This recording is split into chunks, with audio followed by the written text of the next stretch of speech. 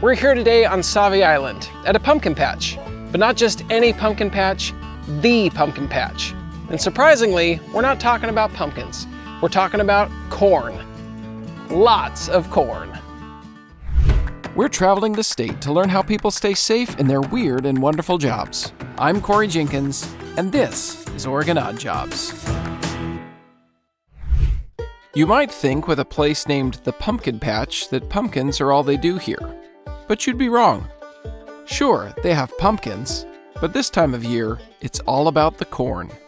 Corn for cows, corn for people, and of course, the annual corn maze.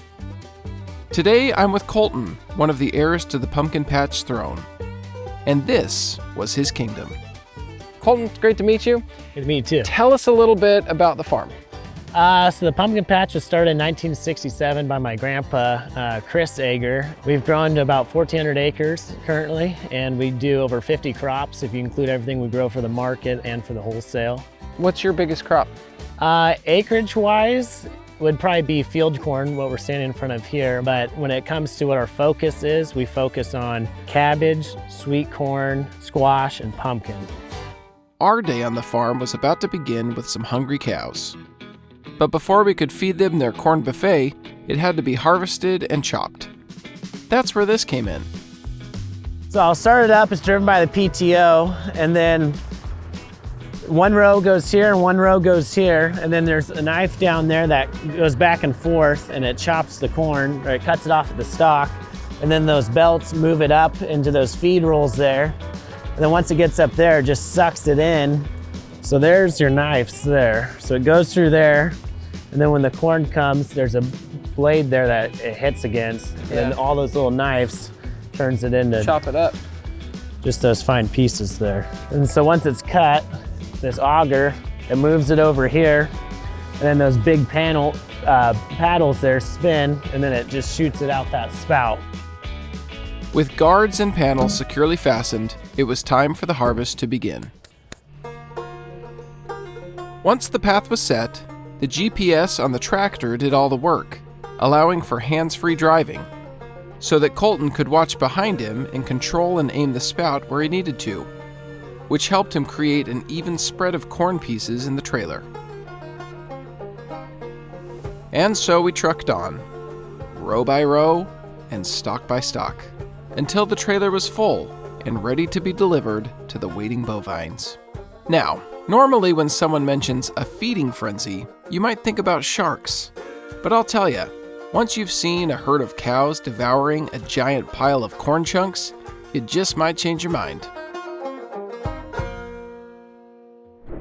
Well, that was the easy way to harvest corn, but for the rest, it was manual labor, and for that, I had to go deep in the cornfield, where a flurry of activity was happening. You see, whenever you find hand-picked corn in the store, it's all thanks to the hard-working crews in the fields. They have a team of 6, 1 driver, 1 following the trailer, and 4 more picking the side rows. I would have loved to have stopped and have a chat with one of these gentlemen, but something told me it wasn't the best time. So I tried to pitch in where I could, until I realized there was no way I was going to be able to keep up with their amazingly fast pace. As I worked, I couldn't help but notice what these folks were wearing compared to myself, and I asked Colton about it.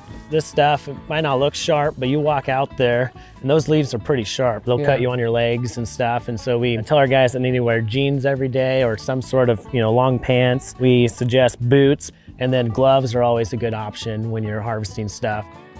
Our guys like to wear long sleeves, and then when they build their layer of sweat, it helps keep them cool too. After a job well done, the corn was carted off and the crew took a well-deserved hydration break.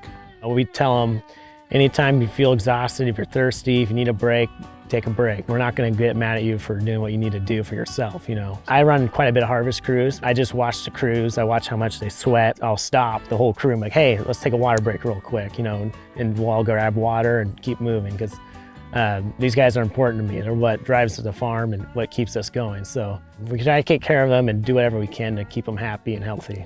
So where does all this corn go? Well, here, of course, where part of the crew removed the outer husks and the others packed the ears into boxes.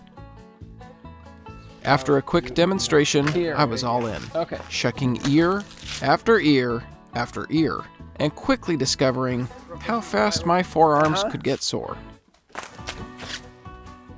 With the boxes packed and ready to be shipped, there was just one more stop on our tour, the corn maze.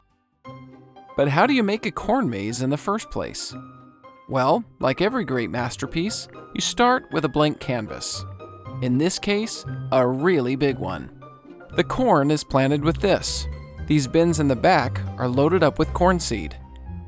Then the tractor is taken out into the field, where it travels back and forth across the dusty landscape, dropping corn seed as it goes.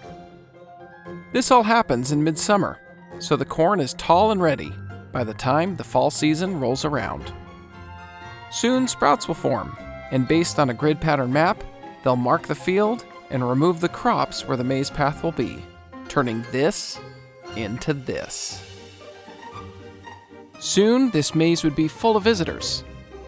And today, it was time to do the final checks, making sure it was free of tripping hazards and that the netting was all in place to prevent people from cutting through the stalks. There was just one problem.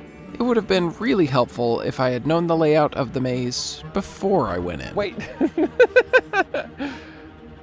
Right, yep, it's this way. I'm sure it is.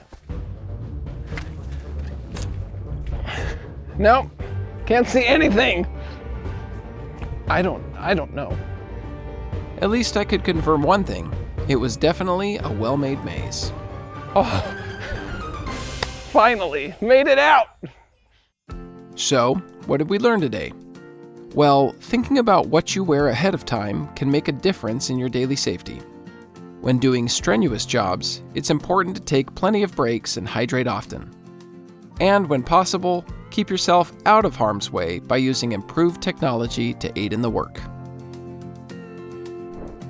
That was a lot to learn about corn, and somehow we made it through this whole video without any corny jokes. Oops, there's one. We'll see you next time on Oregon Odd Jobs.